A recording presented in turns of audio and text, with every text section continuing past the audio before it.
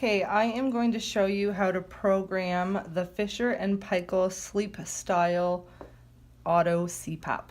So to get into the clinical menu, it's the same as any other CPAP where you push and hold two buttons. So in this machine, it's the start stop button and the check mark button. So I'm just going to push and hold for about 3 seconds until we see clinical menu pop up on the screen. To get between the menus, you just use the up and down arrows. So we'll start at the first one. So therapy mode is highlighted. I just push the check mark to drill into it. And this is where I can change the mode to auto CPAP or straight CPAP mode. So I'm going to leave it at auto CPAP mode. I'm going to push the check mark to lock that in. It will automatically then give me the minimum pressure that we want it to start at. So we'll change it to 5 by using the up and down arrows, push the check mark to lock it in. I'm going to change the maximum pressure by using the up and down arrows, and again the check mark to lock it in. I'm going to go down now. I can drill into the minimum and maximum pressure here again, but since we've already done it, we're good. Maximum pressure, again, just the check mark to drill into it. And I'm going to continue down the menu. Now we're into the comfort settings, so we can drill into the humidity, and this is where we can increase or decrease the humidity. The patient also has the ability to change the humidity level when not in the clinical menu. Expiratory relief, that's one of the awesome things about the sleep style machine.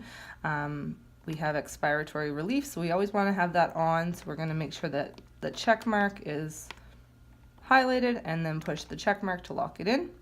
And then we can set it to 1, 2, or 3. So I'm going to turn it to 3 and the check mark to lock it in. Do we want to allow the patient to adjust it, yes or no? I'm going to choose no for this one, so the X, and then lock that in. Next we have Sense Awake, another awesome thing about the sleep style machine, so I want this activated, yes. So the Sense Awake pressure, we want it set to the minimum pressure that we programmed earlier. So I'm going to turn it to 5 and check mark to lock it in. Do we want to allow the patient to deactivate it? No. And there we go. Next we have the device.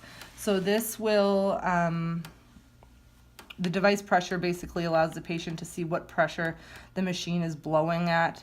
Sometimes that confuses them, so in this instance I'm going to say no. So I have the X highlighted and I'm going to push the check mark to lock it in.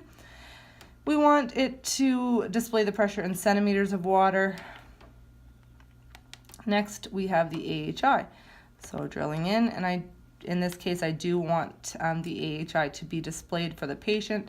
So I have the check mark highlighted. If not, I would just use the arrows to change that. And then again, check mark to lock it in.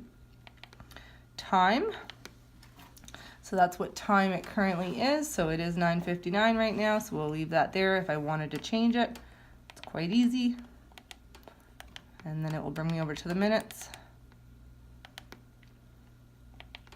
Language, obviously we want it in English. Service info, this just gives us information on the machine, how many hours are on it. Fault logs, this is if there's any error codes that have come up. Clear patient data, that's where we would wipe the machine. Factory resets, that's where we would take it to the out-of-box settings, so 4 and 20.